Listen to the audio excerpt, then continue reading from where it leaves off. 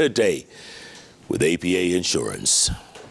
On the bench today, folks, trying to get some sanity back in effect. Former Member of Parliament for Runyenjes, Njeru Kathangu, is in the house. Right next to him, former Minister Musikari Kombo. And right next to him, former Member of Parliament Gatundu North, Patrick Muiruri. An Assistant Minister for Agriculture. Oh, hello. There we go. Assistant Minister Agriculture. Yes. Did you serve together? Do you at the same time? Yes. Ah, fantastic. Yes. So let me start with you, Waziri. The events of the last couple of weeks. Your thoughts, what do you think? Very bad. During our times, we were 210 members of parliament. Within us, there were cabinet ministers, assistant ministers, and the members of parliament. We were always talking. We talked. We interacted. There were different parties. There was KANU itself, as the government, Democratic Party, SDP, Ford Kenya, Safina. There were many of them, just like now. But we were always talking. What angers me now is that these people are not talking. And when they talk, is chest thumping, kujivuna, kutisha wengine. This is not leadership. It isn't leadership. People must always talk. Leaders must always talk. De Klerk himself in South Africa had Mandela in prison for 27 years. Yeah. They talked. What is this that Raila cannot talk directly to President Ruto? Ruto has not been in prison for 27 years like by vice versa. They must talk. There are hardliners who don't want them to talk. When people are not talking, Jeff, even at your home, what happens? Things go wrong. So personally, I don't like what is going on. Yeah, It's high time that President Ruto and the Raila sat down. They have massive followers. 6 million people voted for President Ruto. 5.8 million people voted for Raila, according to what we are told by IBC. Right or wrong, although it's disputed.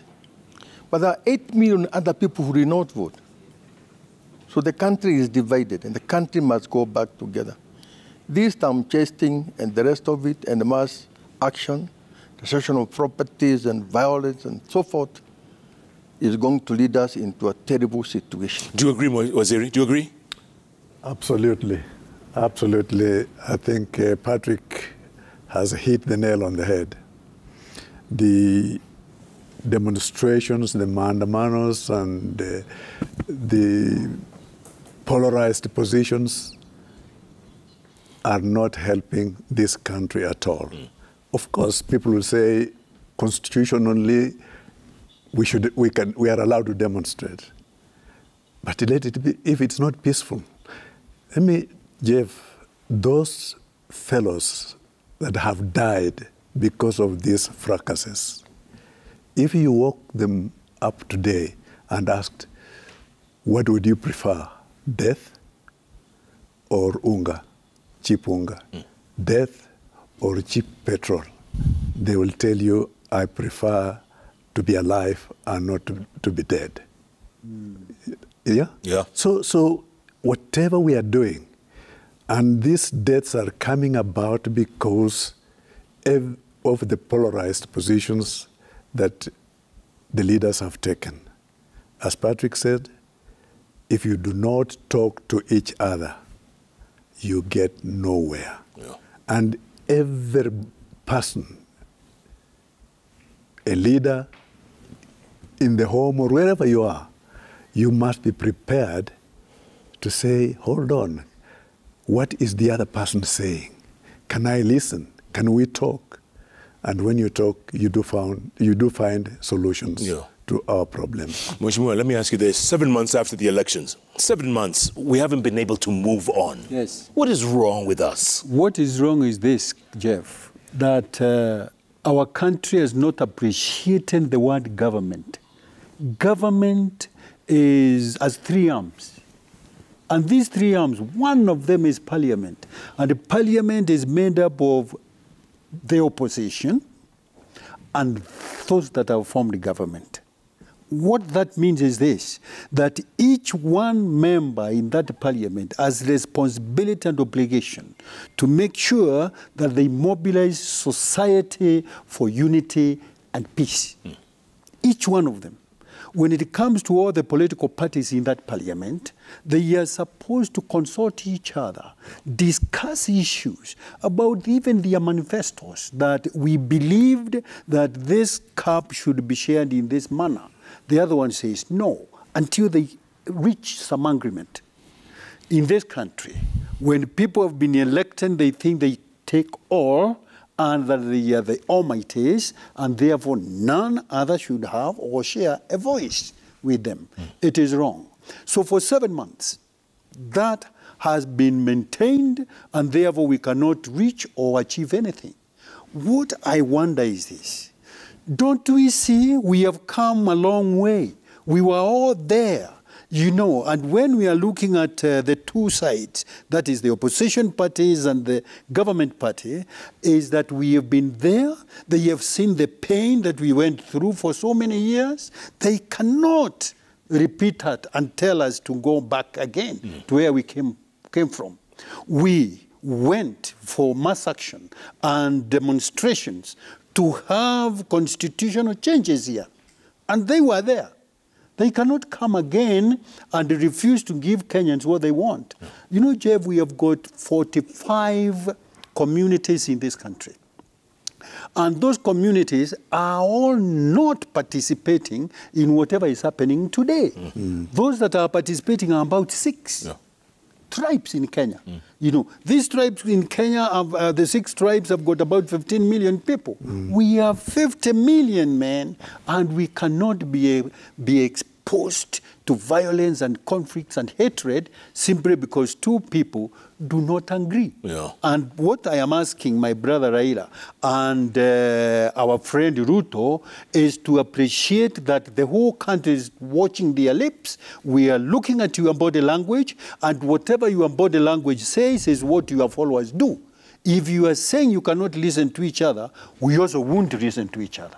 We cannot achieve anything here. And therefore, you need to meet purposely to talk about how does your country get united, how does your country achieve economic development, how does your country achieve peace. Then you can come back and tell us who disagreed. Then we can deal with him. Waziri, let me ask you this. It seems like deja vu to a lot of political experts. Like we've been here before. You know, 2007, 2008, we called it coalition government. 2018, we called it handshake. Now we're hearing a term called bipartisan. Tomato, I mean. No, but we've been here before. Right from 1992, when the clamor for multipartyism was on, we did what is, you know, we went into the streets and demonstrated and so on. But by that time, we were looking for a two-party system. We were looking to restore multipartyism that had existed at independence. So we must start trusting them, and when we disagree, we find ways of making sure that we correct them in a manner that not more lives are lost. And I think for me that's the way forward. Waziri, already there's disagreement about the way forward. You talk about the way forward. There's disagreement about the way forward. This is bipartisan. The president insists it has to go through parliament. Former Prime Minister says, you know what, I want something akin to what happened in the Kofi Annan talks, 2007, 2008. I mean, where are we going with this? We must be candid and look at where things are. Look at the parliament itself. From the year 2007, when I left parliament with my colleagues here, there came some accusations that we had increased our salaries. Kenyans were very, very angry. I remember in the evening, a man that is called Boru from Muranga, he would, from 10 o'clock to about 12 o'clock, that these members are greedy, they have increased their salaries, they have mortgages, they are stealing CDF money, they have sent themselves off with 1.5 million shillings, all those accusations. When it came to the elections, like in central Kenya, only a few of us remained. I remember it was only Martha Karua, Peter Kenneth, Uhuru himself, just about 3 or 4. All of us were thrown out because of that accusation, true or wrong. But then what happened thereafter is that things changed. Members of parliament are now the ones who are there in the parliament, like the ones, and I don't want to mention them, but it is true that you got to have a lot of money to be elected to parliament, by hook or crook. The rules that were there during your Georgia's time that you cannot spend a certain amount of money are no longer there. So you must be well armed with a lot of money to be elected a member of parliament. In between, you look at some of them, they have dubious characters. I've seen a member of parliament shoot somebody dead somewhere in Western. During the fracas of the elections, he's elected, nobody cares. So the kind of members of parliament we have now, and I have no quarrel with them, there's a problem there. So when now the president says the solution will come out of parliament over this impasse now, I don't see that as a solution. So I see it as a way whereby, as the IPPG, people, non-partisans, be involved in these discussions and the demands by the opposition, Mheshimiwa Raila Oginga Odinga. He has issues. But then the government is not responding to these issues. Instead of responding, they go to church, there are insults, a lot of time wasted. So this is not the way forward. Now, the way forward in this country is simply knowing that your brother is your brother. Raila is a brother to Ruto. They have worked together. They know one another very well. During Kibaki's time, President Kibaki, who we highly respect, Kibaki would summon all members of parliament, irrespective of the party you belong. President Kibaki would sit down there himself, personally, taking notes in his own handwriting. And he would tell us, this is Mr. Murage, control of the State House. Do you want him here? If you don't, I'll ask him to leave. So we tell, okay, fine, let him remain. Kibaki would take the whole morning listening to everybody, every corner of this country, and take notes. And then, so there were people who were talking. But now in this government, the opposition and the government, they are not talking. They are simply thumb-chasing. This thumb-chasing and intimidations and the threats must come to an end. Yeah.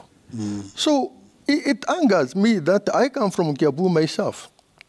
Some of these people are my younger brothers, and I like them, because like Ishongwa, I respect him, because Ishongwa will pick up my phone and we talk.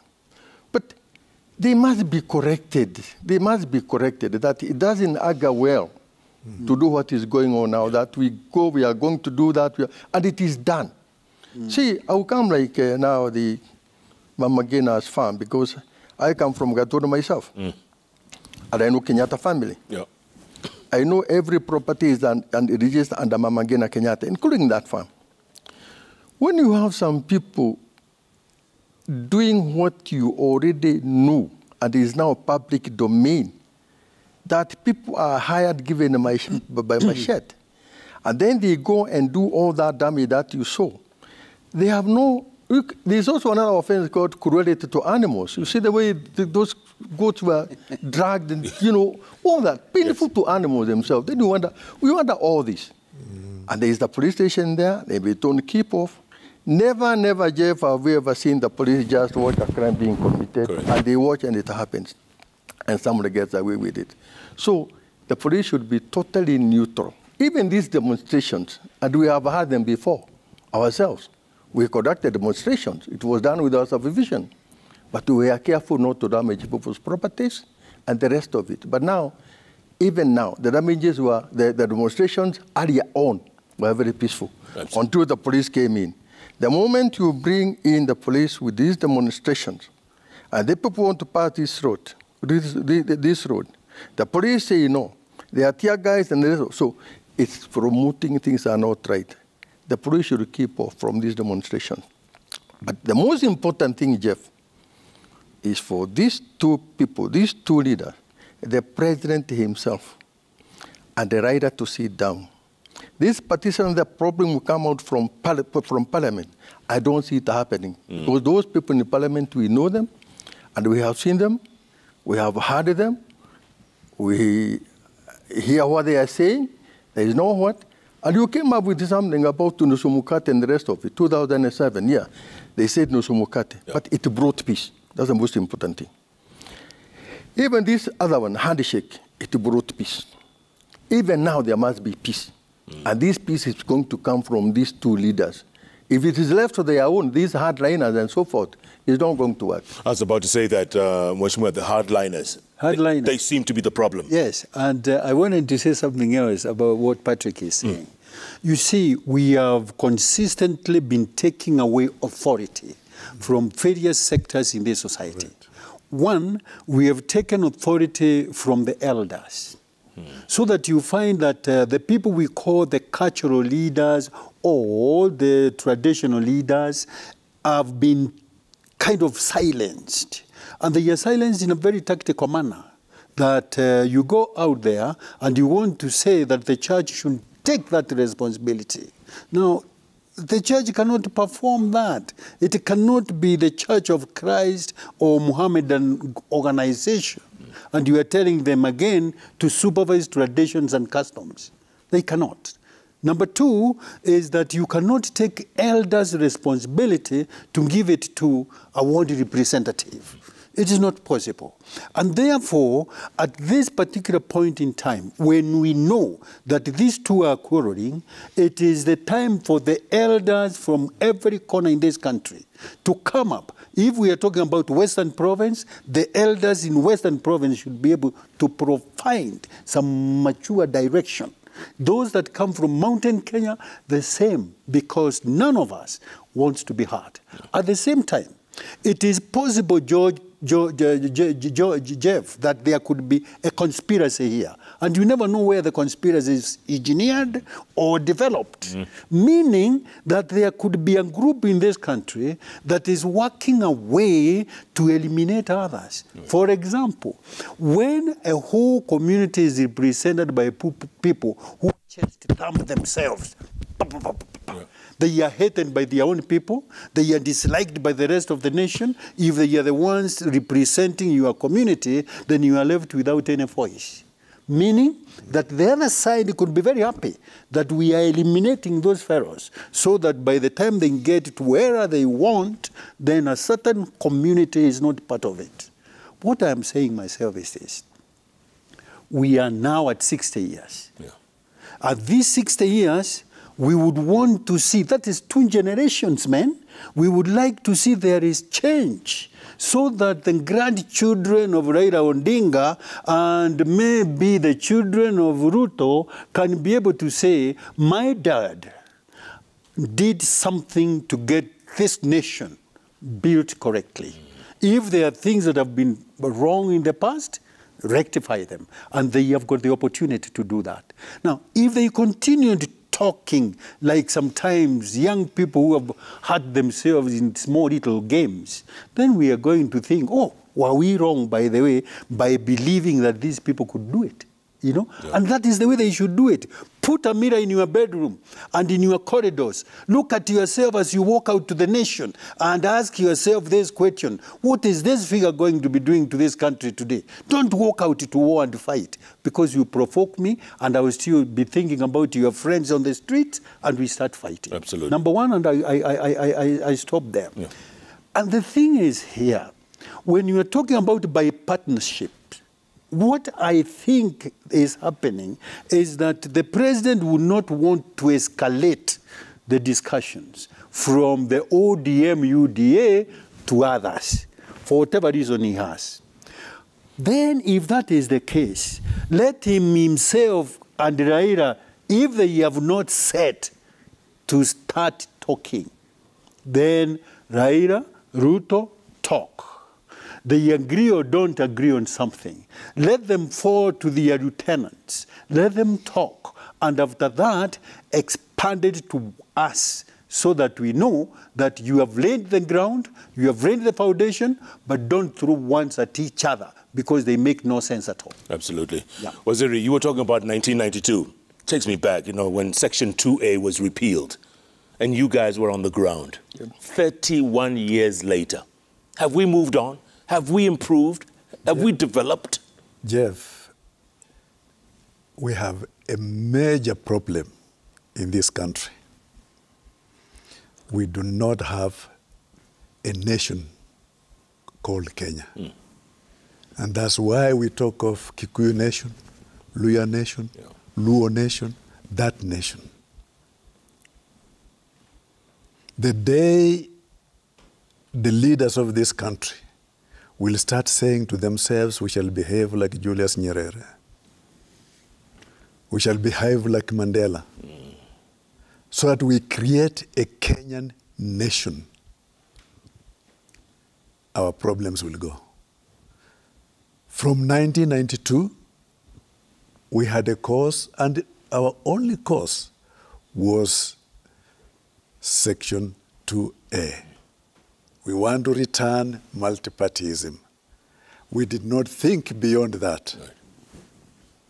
Once we got our multipartyism, we retreated into our little nations. Cocoons. Cocoons or Yes. whatever, little nations. Yes. Because when we started in 1992, Matiba, Masinde Mliro, Jaramogi, Bamaris, they were thinking as Kenyans.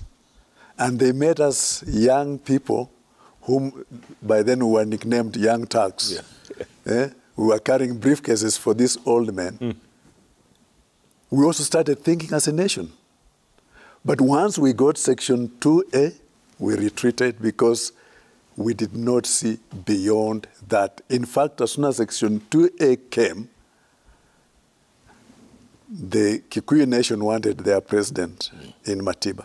The Luo nation wanted their president in Jaramogi. The Luya nation wanted their president in Masinde, and so on and so forth, because we did not think beyond that. And therefore, the mistakes we made at that time are haunting us 31 years later. We are now still behaving as the little nations and not as a Kenyan nation. Yeah. When our leaders, and I think this crisis has given us an opportunity where Raila and Ruto can actually sit together like de Klerk and Mandela sat and say, can we resolve some of these issues so that we can create a Kenyan nation? Yeah. Before go on. Before maybe Patrick comes, because of this very important point, sir, is this, that 1992 was a very classic period that should be quoted here. That immediately after the elections, the next thing that happened was that the president and his government went out deliberately recruiting and paying members of parliament and the leaders of their parties to cross over to the KANU side. This has happened this year or last year, which must not be encouraged, that today we have got about 30 members of the Jubilee Party, members of parliament, crossing over to the other for whatever reason. You know, they have never told us what reason there was, but they just crossed over. And then they even closed the offices, right? Why? Because those that were involved in signature and water view for the bank were taken away by that system. Now, we want to say this here, that it is not correct, it is not political leadership, it is not governance that you supervise the death of other political parties. It is not fair to go buying a human being for them to cross over, because it demoralizes the rest of the communities and it creates a dishumanity in yourself who is doing it, because you are using Kenyan resources to buy Kenyans to your side. And that should be discouraged, not only by the government, by any political party that is recruiting, because that way you cannot build a democracy, number one. Number two is that you will observe that a lot of leaders have been to political parties, not a political party. From 1992, some of them have been to as many as 12 political parties. Others have formed political parties every electoral season, right? And they still say our political party is national.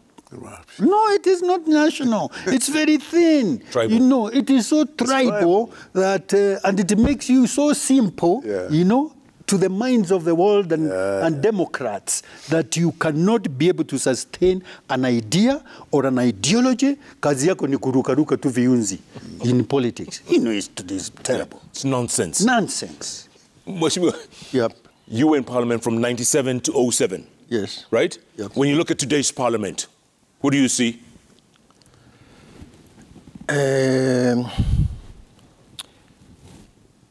Be honest. I want to be very, very honest that during our times, we went through a very short time of looking for votes. In fact, it was only 3 weeks, not more than 3 weeks. Within those 3 weeks, from 6 o'clock in the morning up to 6 p.m., you had the vehicles, you went around, showed your ideas, and then the election is done within 3 weeks and end of it. Now, these days, I see things myself.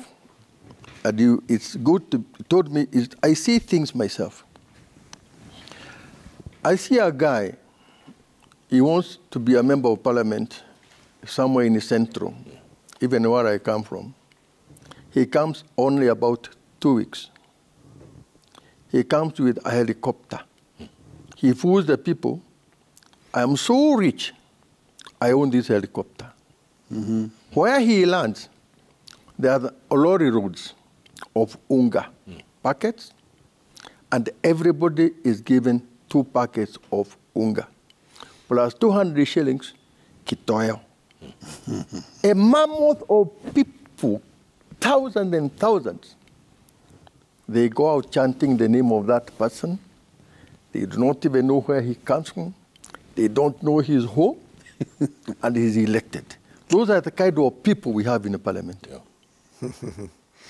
And that is the truth of the matter. So they are there to ensure that they return what they spent. So they are there for themselves, and they don't care. This is the kind of parliament where you go to have a lot of money to be elected, and within those 5 years, then you have your returns. So this parliament, when it so that it can sort out the problem that in this country, I say zero. Why I'm saying that is that it is true that even 2007, 213, when Raila, the kind of problems we have now were not there. As Gadangu says, and everybody agrees, the price of food is very high.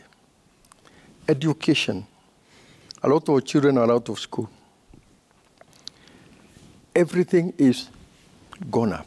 The cost of living, the fuel, everything is gone up. There are problems, enormous problems in this country. When this government took over, they promised to get rid of all those problems within 100 days, and it's not working. So Raila comes and says, these things are not going well. People are listening, that things are not going well. And my fear is that the parliament is not coming out with any solution whatsoever. The government is not coming out with any solution. In return, it is thumb chasing. I laugh at, and we know things, that when someone stands up and says that, Uhuru is sponsoring demonstrations, Raida's demonstrations. I would like to tell them that Raida is a master of demonstrations. We started with him many years back. He was with Akena Matiba. It is an act of defiance that things are not going well. You go out to protest because you are angry, and this is the situation. So when somebody says that Raida is sponsoring, no, Uhuru is sponsoring Raida's demonstrations, there's a question I'd like to put to that person.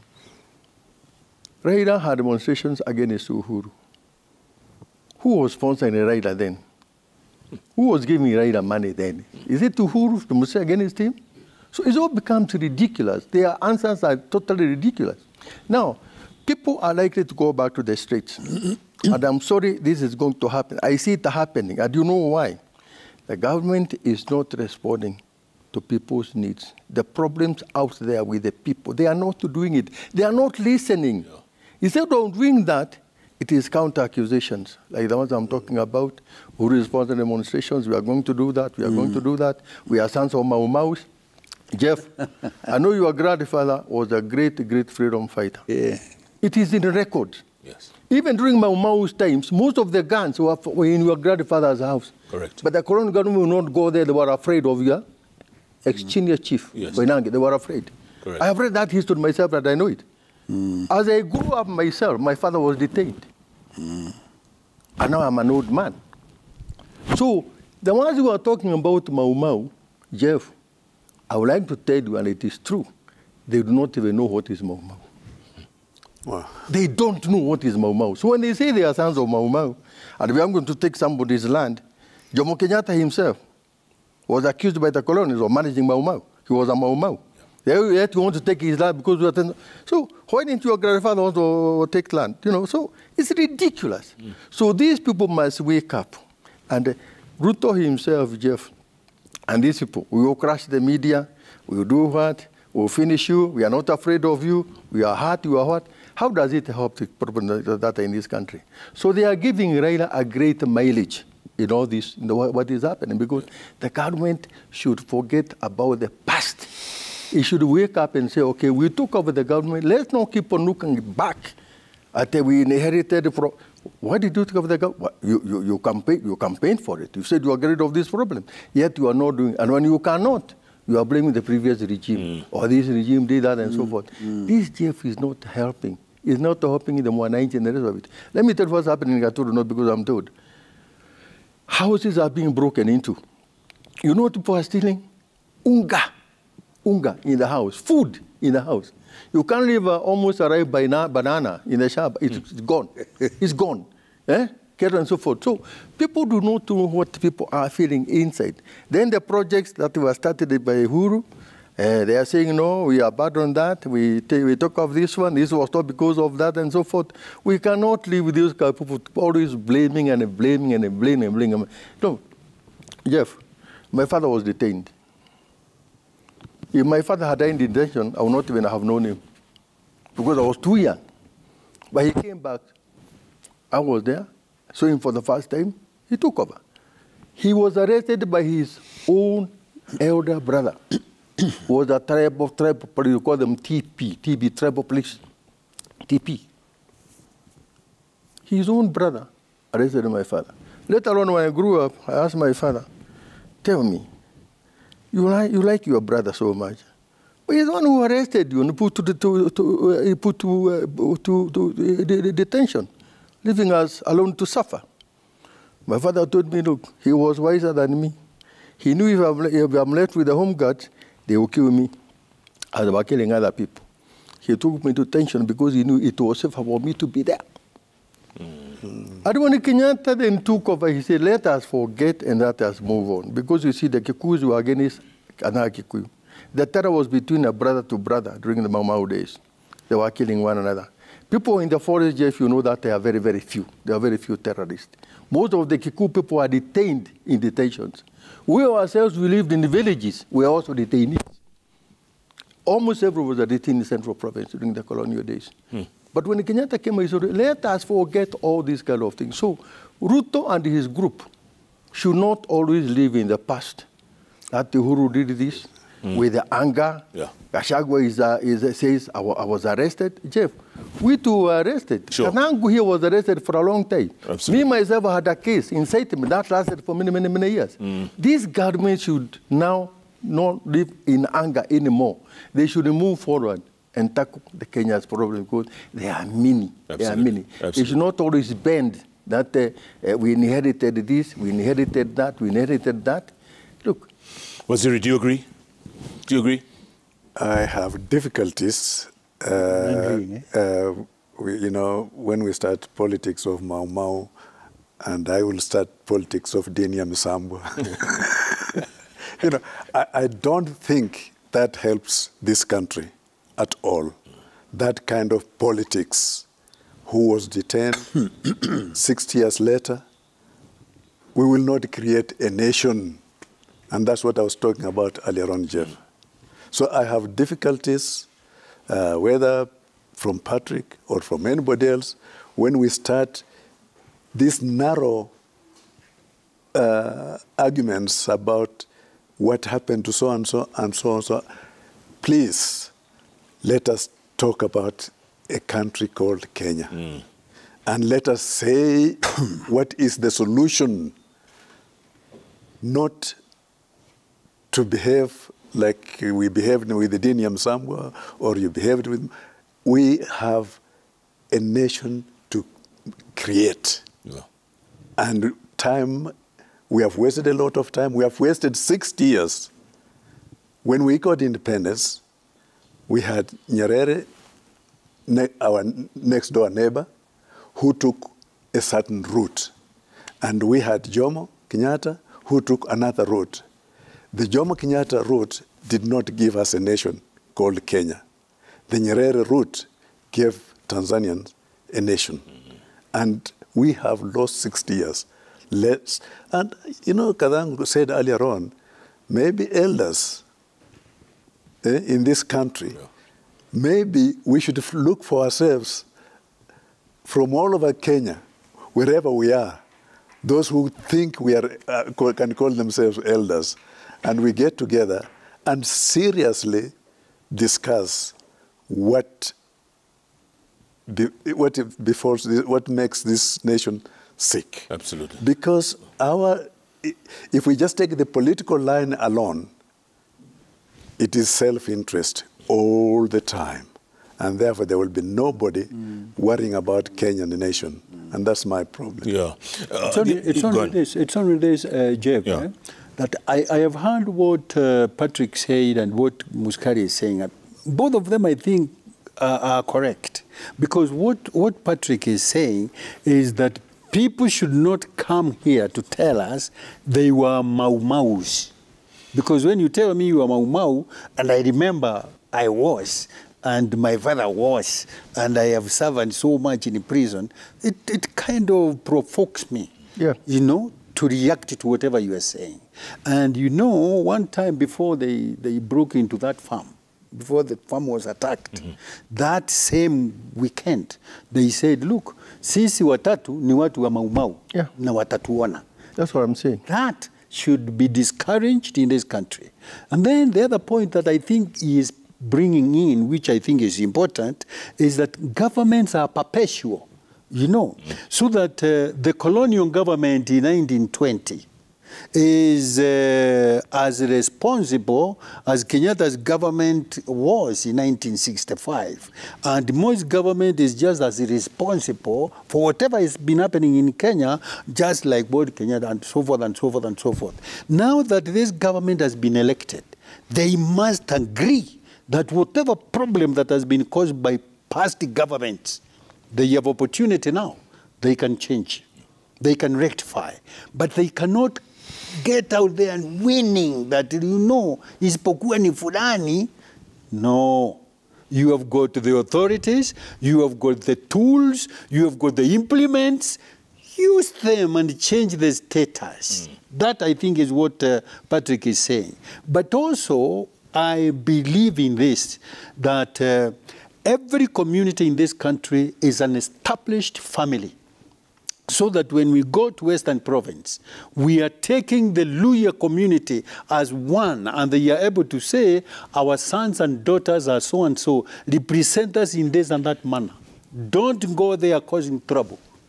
In the mountain Kenya region, which has been devastated, by the way, and I dare say this, it appears like the non-Mount Kenyan communities are very happy when Mountain Kenya community has no voice. You know, I don't support the tribes and the ethnic groupings. But I have to remember every time that I belong to my mother, and my mother has got relatives. And if they are under attack, surely I should come and say, look, hey, don't touch my mother, don't touch my aunties, don't touch my community, and so forth. Now that I have seen the direction that the Kenyan communities are taking to try to isolate Mount Kenya, to try to zimmer their voices, to try to make sure that their leaders are nonsense and meaningless, then I'm also provoked again to say, no. I cannot get to a point where you vanquish my communities and think that therefore I'm following a good group. No, I have got to go out there and save them. And then the next thing that I want to advise is this, Muskari Kombo. If you people want a country that is going to be proclaiming unity, then we must have the elders we are talking about. For example, I said earlier that we have got about 200 retired members of parliament. Where are they? Does Kenya care about where they are? They are leaders of the past and they are their own following. They have a history and a legacy. What is it that stops this government or anybody else to say, let these people come together and give us some thought about why we are quarreling here and how we can finish it? In fact, tonight I think it is important because here we have got Kombo, who was our minister. We have got Patrick, who was our assistant minister. Why can't we start it even here and say, next meeting after the Easter will be for the former members of parliament to come and talk about the state of the nation, you know. Absolutely. And from there, we can get a few leaders from every cultural grouping. That is the Meru, Njorinjeke, the Gikuyu, Kiama, and so forth and so forth and so forth. Three people, to join these elders and say, look, this is what resolve we think we should have. Now we have Kombo and we have so and so. So go and see the president, and you go and see Raila Odinga, and then after that, let's have that meeting. Waziri, the onus is on you. It's on you. He's just nailed it. But I've just proposed. He's just proposed. Yes. I think I said earlier on, it's a very, very good proposal. And I honestly, but before I go there, let me talk about this invasion of the Uhuru Shamba. Northlands, yeah. Yeah. I was very angry myself.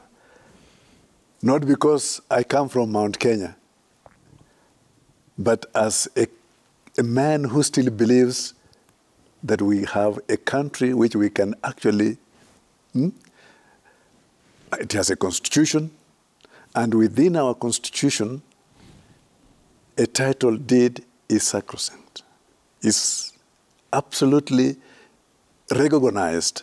And therefore, because Uhuru's family has got that title deed, don't tamper with it at all.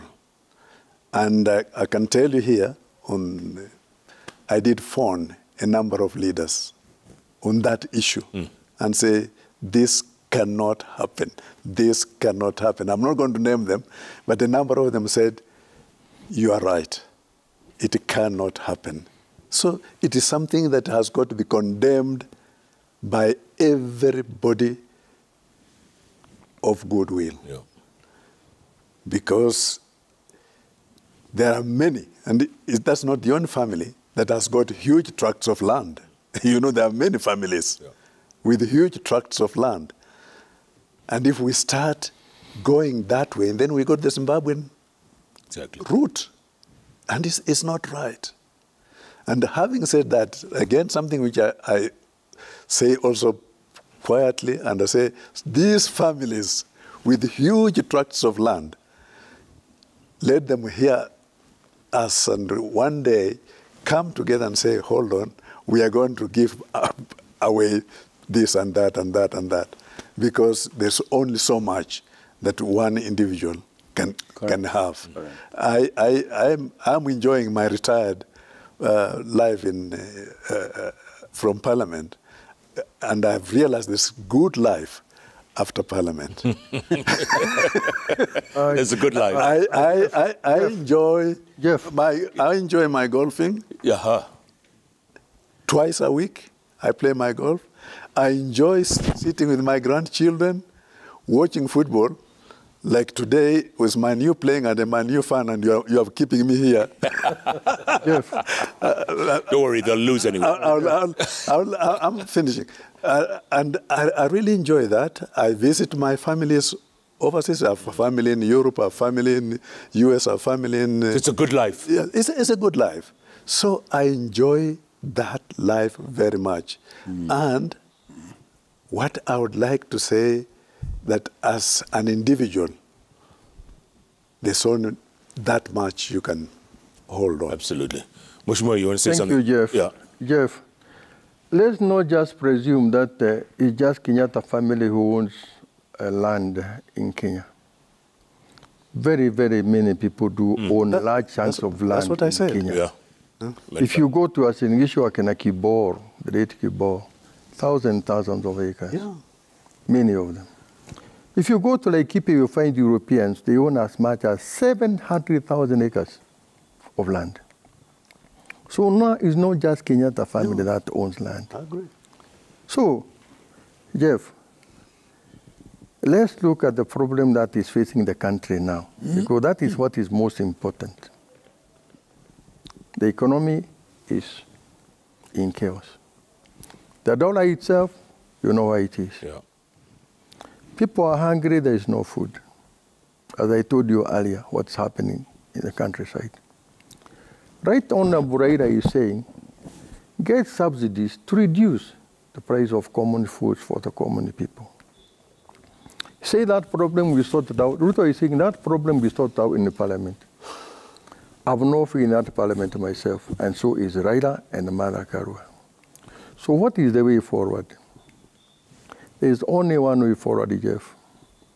The government itself must come up with these solutions. They must not always be attacking Raila, like somebody is saying you are old, nobody wants you to die. Forgetting that death is a gift to everybody. You can die young, you can die old, you can die old. So let the government come out, Jeff, and sort out these problems without blaming other people and the rest of it. When they come to the demonstrations, we have heard them before. Let the people demonstrate. It is their right to do that. If the police decide we will be fighting these people, their own people, a war between the police and the people themselves, how long will it continue and for how long? This is the big question that the government come out and get a solution over it, because we don't want Kenyans fighting with each other and with the police and the rest of it. Because that is the only way forward. And the way forward is for President Ruto, not to listen to his hardliners. We are swearing it is Nusumukate. I am positive Raila doesn't want Nusumukate or anything. He has said he doesn't want that, and I'm sure he means well for this country. And so is Martha Karua. Jeff, let me ask you something. If Raila was not there, and Akina Martha Karua, Akina Kalonzo and the rest of it, who would be talking against all these things that are not going well in this country? That is making the common person suffer, sleep hungry. They are doing it for the common good of the common person. Let President Ruto listen, come out with the solution. They sit down together, they work it out for the good of this country. Absolutely. That's what I'm asking them. Sure. Waziri, let me ask you this. You were talking about Jaramogi, Oginga Odinga, you're talking about Kenneth Matiba, you're talking about Masinde Muliro. the old guard, if they were alive today, what would they think? I think they would be shocked at what is happening. Because those people were Kenyans. Those people believed in the sanctity of life.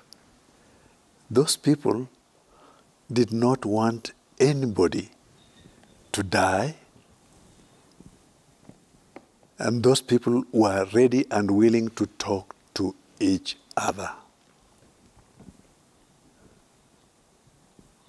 Masinda Mliro once said to me,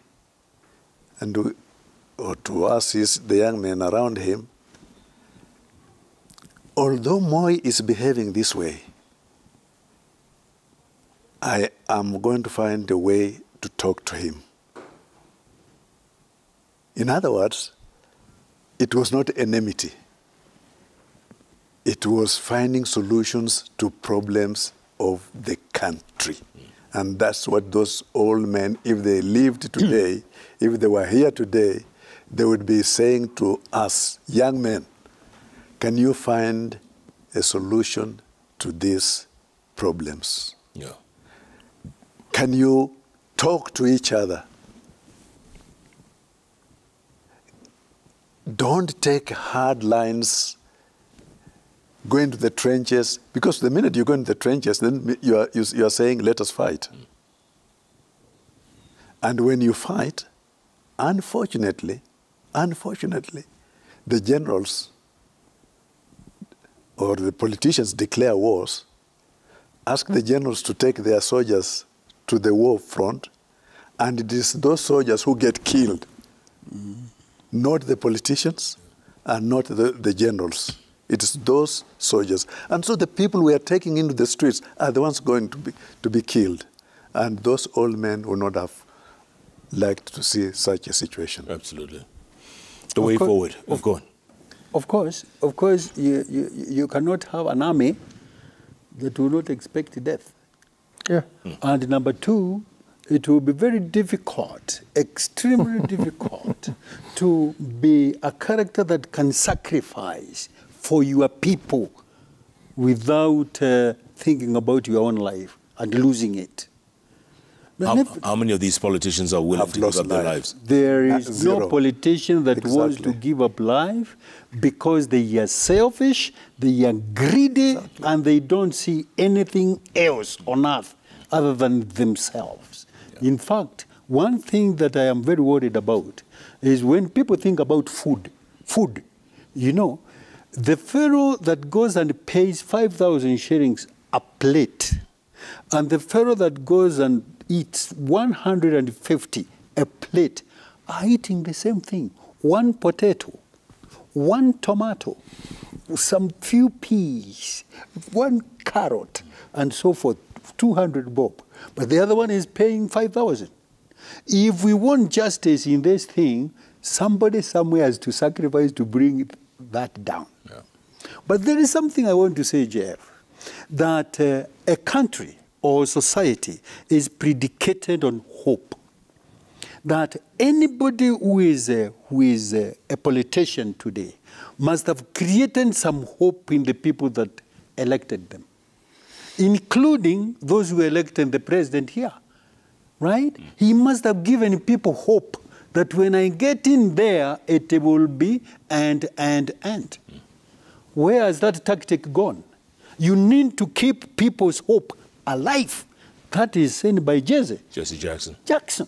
He said, although I have lost the nomination to this man, but all my followers keep hope alive. And I would like to hear Ruto say that to Kenyans. For you to keep hope alive, I would like you to, one of the things is that we are going to be talking and dialoguing on this issue with the parliament and the elders. Number two, because he is not preserve of intelligence. No, there are people that can share with him some little ideas. Yeah. And out of that, he gets solution. So what I am saying is this, that Ruto has got a big opportunity. First of all, you're still a young man. Don't be in a hurry, Ruto. You know, you are a young man. You are the president of the republic. You could be elected for very many times. Don't think about changing the constitution because the people so decided. Let it be there. And some of the people talking to you, and we can see and we can hear them. They are saying, change the constitution so that we can. No. Constitutions have been changed. People became violent. And in the end, a lot of Kenyans died for no reason. Let it not happen now. And lastly is this. What is it that Raila is asking that you can't do? Yeah. Actually, what is it that we are asking that cannot be done? Even me, if I said I want this and that, if you can do it, do it. You know, that bring the unga down. Oh. Whatever, how, that you can talk to him also, give him an idea, you know, bring the unga down. How? And one of the ways to bring the unga down is this. Let him talk. Why do you want, my friend, why do you want to give members of parliament extra money for CDF when the country is killing itself with bandits, when the country is dying of hunger, when the country cannot be able to go to hospitals? And so forth, and you want to give members of parliament extra money to go and squander it there simply because of 2027. That money should have been given to the Unga people for subsidies. Secondly, you have appointed the CASs. Nobody told him to appoint them. We did not go demonstrating for the CAS to be employed, and he has employed multimillionaires. Not even people to go and buy unga. It's people to go and pour it, you know, because they have got enough of it. And that is money for unga, you know. What we are saying is this, let's not squander ourselves, you know. I am here, Muskari Kombo, because I'm committed to that cause. I know you are also committed to that cause. But let us address the needs of our communities and society, so that in the end, we are actually putting the people into a life they can call sustainable life. And it is not asking too much. Is it correct, for example, to have 2 million young people following Raila's cars because they are available? There is nothing they are doing. If they had some little jobs, they will not be there. In fact, their presence is a projection of weakness for our government. You know, they should be asking ourselves, how do we put these people to work? And they will not be out there for demonstrations. And when they are working, we will not be looking for subsidies for unga. They won't be buying, right? And so there are so many ways we can do these things, but we cannot do it and make proposals at this interview and discussion, because there are other ways and methods that we can be able to have a complete discussion that can be digested by everybody and make sure that things are working. Absolutely. Yeah. Gentlemen, let me ask you real quick before we wind up. You were all elected in your various constituencies, right? Yes. The IEBC of your time, was it a problem as it has been the last 3-4 elections? It has always been. I'm telling you. Yeah. It has always been. Before that, the IBC was the PC, or the District Commission. Right, or DO. Or the DO. Yes. And that was, were the returning officers. Yeah. Today, I have a back problem because I was sitting in a counting hall. Masinda Mliro got 13,000 votes. His opponent got 3,000 votes. And the DC stood up and announced 13,000 to the opponent. And I jumped to get so angry. I just wanted to maybe kill somebody. Yes. But I fell down and my back. So these problems have existed all the time. And I personally think IBC, Kivuitu time, Hassan. Isaac Hassan, yeah. Isaac Hassan, and now our friend, what is his name? Chebukati. We create them as the politicians. Those are our creations. And when we create them, we don't follow the Constitution. and which has laid down how things should be done. We don't do it because Kathangu wants his share of IBC, Kombo wants his share of IBC, and if he has a share, I have a share, it is not an independent body. No. So it will always be a problem. Yeah. I don't think we need to end on that. But I can say myself that when I was elected, after the election, I had only 10 shillings in my pocket. 10 shillings? I had spent 90,000 only. And 26,000 was paid by my salary in Parliament because it was in debt. So I had actually spent something like 60,000.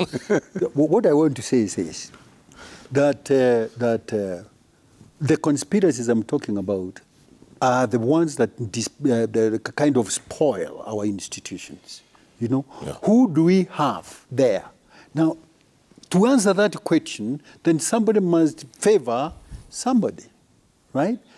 We want so and so. So, crook, go ahead and do it. Right? Now, that is what spoils. But if the politicians do not go to the IEBC to talk about who is our preference, it will not happen.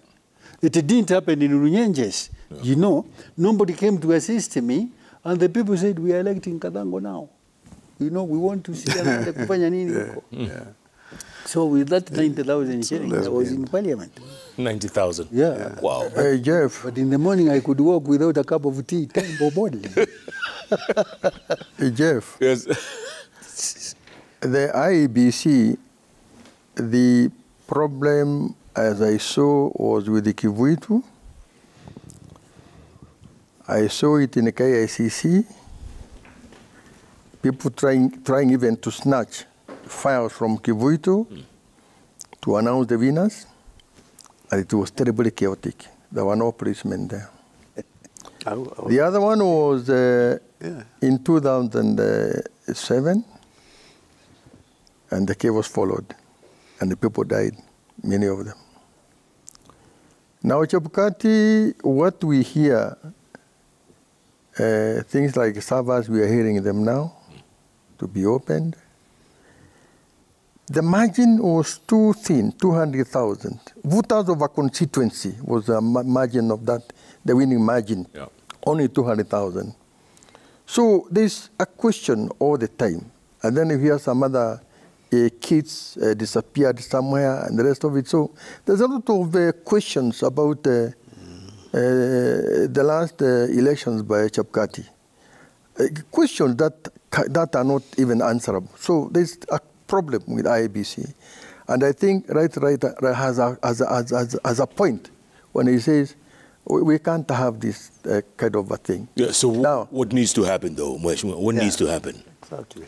What needs to happen, I go with that the political parties, just as happened during Kibaki's time, the political parties, depending on their strength, have themselves appoint their representatives during the elections. The political parties, depending on their strength, have a say in who is going to represent. Waziri, you disagree? Yeah, you disagree? I would like to see an independent IEBC. Can it be? Can there be, like you said? No, but it can never be. Let me say, I would like to see a body, people going there, nominated by an independent body. Yeah? The IEBC. Go on, finish. That's what I would like to see. Because so long as the political parties are appointing people to be members of IEBC, it cannot be called independent. It's biased. It's who pays the it's not, I can't call it biased, Jeff. I would say this way. When a political party has got his own appointee and another one, and there's already checks and the balances within that IEBC. I know we can debate. There's imbalance. Everybody is now, if it is DP, they are looking at it. If it is SDP, they are looking at it. So there's accountability. People are watching. Is my party going? Are my votes going to be? Are my party votes going to be interfered with, especially presidential votes? But when you have somebody nominated by the churches, the kind of churches we have, that group, and the other group, and the other group, you purely agree with the Raila, that you are purely having the president have his own, all of it, you know, all of it. So let me come to another point, Jeff. When it comes to institutions, we created institutions so that they can be dependent and be their own. They can make their own decisions and decisions alone. Yeah. But you find that a lot of these institutions, like the DPP, a lot of interference. In his own admission, I was coerced, I was ordered, I was that. So that line of it, even now, people are arrested during the demonstrations, and he is told, withdraw the charges. It doesn't go like that. Let the cases continue. Some of the murder cases have been withdrawn. Murder cases have been withdrawn. And murder is a capital offense. That's when people are killing one another for money, for whatever reason. So we have come, we have lost sight of ourselves. There's a rule of law, I think, for the rich and for the poor and the rest of it. But coming back to the point why you brought us here about the future of this country, Jeff, is very simple. The government must answer to Raila's demands, because Raila's demands are the people's demands. And if it doesn't? If it doesn't, then the consequences will be bad. I think back to the streets. That's not the reason why I came here. Oh, I'm talking for myself, not about you. I think exactly, because if we take ourselves as elders, we have also got to take a certain position where we do not take sides. Because when your children are quarreling and you take side that I belong, this is a better child than this one, how do you bring them together? For me, I came here so that we can discuss and tell Kenyan leaders that the way forward is to talk to each other. The way forward, whether these demands are right or wrong, none of us can tell. I don't think, or at least in my position, I don't know what's right. But if they talk to each other, they will be able to understand who these demands and why it cannot be done, and so on and so forth. And that way you find a solution. Yep. That's why I came here. Absolutely. Yeah. Gentlemen, let's go to the magic wall. I'll give you a chance in a little short while. Okay. There's a lot of reactions coming from across the country, across the world. Let's get some reactions here on Twitter.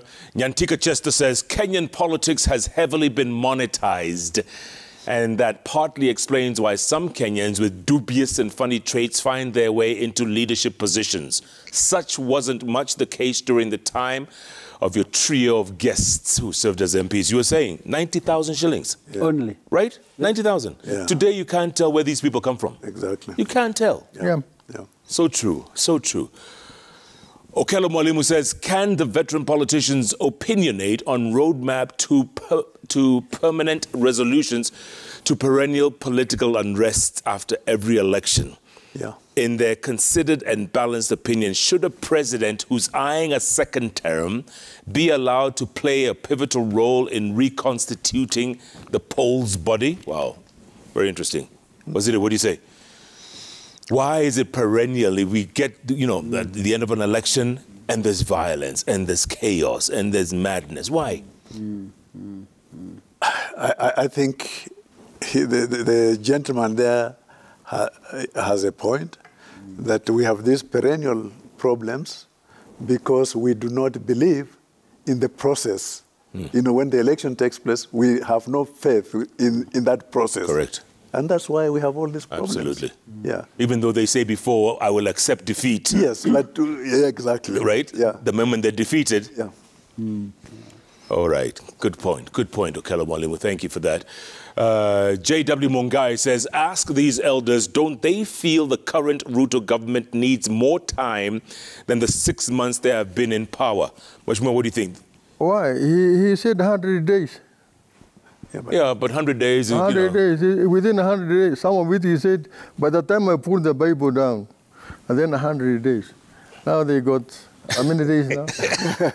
What do you think? Do you think they should be given time? The issue is this. It should not be the people to propose addition of time to the president or to the government. It is the government itself that should be telling us that they would want more time because of A. But they have been asking, they have been saying, give us time. They have said. Yes. They have said, give us time, but very incoherently. Incoherent in this manner, that they are not telling us what they want to do. So in fact, if people do not have proposals and suggestions about what they want to do, of the things that they understand it, which manifestos they are already given, it simply means that if we are going to give them time, they will be benefiting from something they don't need. And therefore, according to me, is that we need a comprehensive request, political request, because it is nothing else. Political request by the president to say, my people, I have encountered A, B, and C problem. And that problem can only be sorted out if you give us time to consult further. What do you say?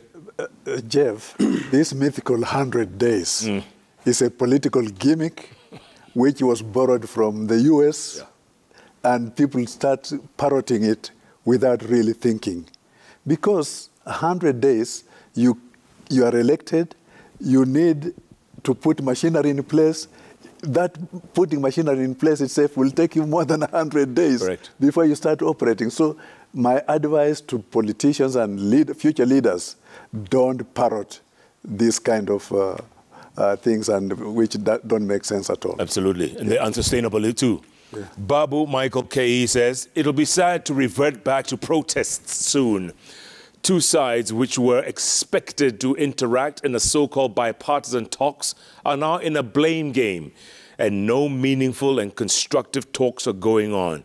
Who is fooling who? They are fooling both sides know each other. So I mean, they are playing cards. Yeah. Someone by the name of Flat Screen says, what an old man sees while seated cannot be seen by a young man even on top of a tree. The three old men are honest, straightforward, and forthright. The stalemate obtaining can only be unlocked by Ruto and Raila. Kenya needs peace. Correct. Kenya needs peace. Gentlemen, you have 2 minutes each concluding points. Let me start with you, Mheshimiwa. Mururi, go ahead. I want to thank you, Jeff, for hosting us here. And last time I had interviews with you was some times back, you know, when I lost my son. I remember, yeah. To the James Mururi, and I was terribly wounded, and I still mourn him. And I've been leading a quiet life. But that does not mean that we are not seeing what is happening in this country. And it is a very, very sad affair. I want to reiterate again that there are problems in this country, and I don't see the problems being sorted out in the parliament. Right now, Raila Odinga has a big, big following. Ruto is the president. With what is going on, as this man says, it is up to them to sit down and don't leave it to the hardliners of parliament to sort these problems out. Kenyans, Jeff, by nature, are violent people. You can tell it from the colonial days. Even what is happening in some places like Pokot, Turkana, and so forth, Kenyans are violent people. And I have seen it myself during the demonstrations, and we are seeing it. So we don't want to get to a point whereby Kenyans will go back to the streets violently, because you cannot avoid the violence and the rest of it. So to save this country, Jeff, and I want to repeat again, that it is up to President Ruto himself to sit down with the Raila personally, how some people from outside the parliament, let Raila nominate his group, President Ruto nominate his group, they go to a place, they have all the time, and then they sort it out, these matters out. Otherwise, we might have anarchy in Kenya, because Kenyans by nature, Jeff, are violent. I've traveled. If you go to Tanzania, You don't fight people fighting. But in Kenya, on the streets of Nairobi, you see people fighting over small things, money, even killing. So Kenyans are deadly animals kind of people. They must be tamed. That this situation, Jeff, is likely can bring bloodshed and can bring this country into terrible chaos. What happened in Uhuru's farm and the rest of it is that it can also extend. I was reading a paper here just before I came here that already there are some people in Naivasha who are invading large-scale farms. This kind of a situation can be terribly bad and must be avoided. Again, Jeff, our own people, especially leaders from our own community, when the kinds of words and the kinds of words that they utter, let them weigh their words and the consequences of what they are likely to be, because they are not careful during their threats when they are referring to other people or situations. Let them know that Kenyans, that is dangerous. It's dangerous and terribly dangerous. Absolutely. Let them cool down. Okay. You see, we have young people that I said like the leader in Kiabu now, Mheshimiwa Ishungwa, a young man I highly respect. And I like him. He will always pick up the phone and so forth. And he's now the leader of Kiabu, the leader of majority in parliament. He's got a great future, a great future. We'll be talking to him that his future, we don't want his future to be jeopardized because not just now, he's got to look at the bigger picture. And we'll be talking to him because I like him. He found me now when he came. So we'll be talking to them. So we as elders here, we have also a responsibility to talk to them. Because if you see somebody under you, somebody you have known, out of the way, talk to him. Absolutely. Talk to him. Yes. That's the way forward. Sure. Thank you, Jeff. Wazir, I'll leave you for the final word. Mheshimiwa, you go first. I think what basically we are saying as a group here is that we have an opportunity, one, for our leaders to appreciate that Kenyans have for a long time been deprived of their voice, deprived of economic empowerment, deprived, and every Kenyan understands what it means. Like I was saying, if you have got about 2 million people in Nairobi free and available for all the meetings that they call, the opposition calls, 1 million people are there. The government calls, 1 million people are there. It means that these people are not busy. And I think it is important today for the government to initiate programs that are going to relieve our young people of idleness. When they are not idle, then they cannot be called to participate in the things that we are talking about. Nevertheless, because of that deprivation, we must appreciate as leaders and elders that there is no way you can hold the anger, temper of a young person that has been denied and his family denied for so long. I have been in this city, Jeff, for a long time. I owned some few little businesses around some of the slums. And some young people would be told by their mother, sasa watoto wa mama yako watakula nini?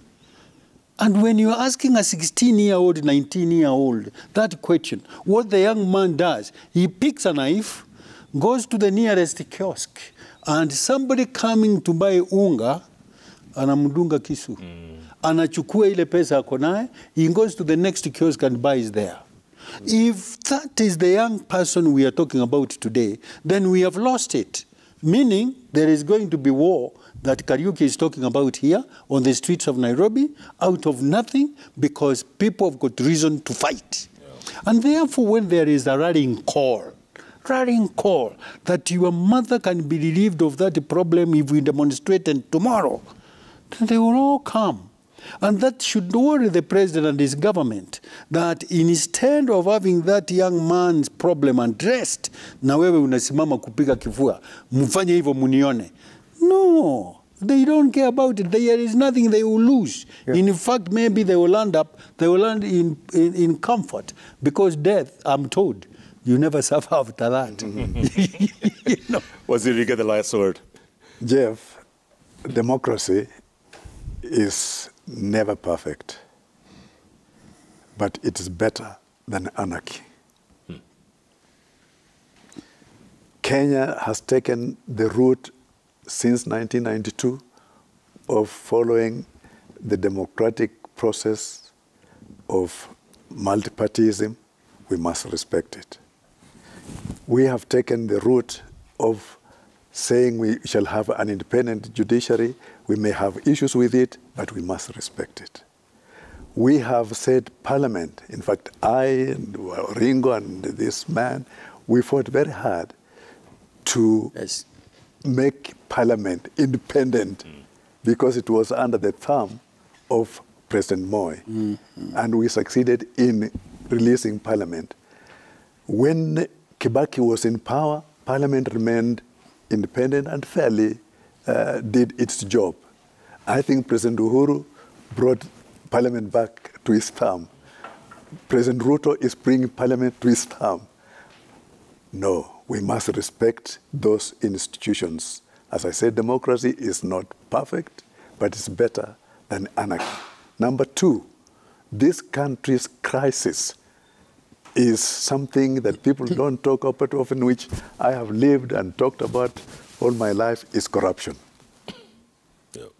Until we get leadership that is prepared to fight corruption, all these demands we are making, we shall not make enough money to bring UNGA down because we shall spend our money into corrupt things, and so on. When Uhuru brought parliament under his thumb, that's why people would die, and KEMSA, money is being stolen for hospitals in KEMSA, and parliament could not raise its finger and shout and say, there's something wrong.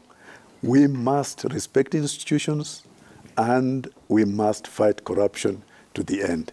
That kind of leadership is what will make Kenya strong. Leaders, Kenyan leaders, talk to each other. Absolutely. There's nothing better than facing each other face to face and talking. De Klerk and Mandela used to go what they call Bundesstraat, and they would talk to each other in the bush. So that what are our problems? Kenyan leaders talk to each other.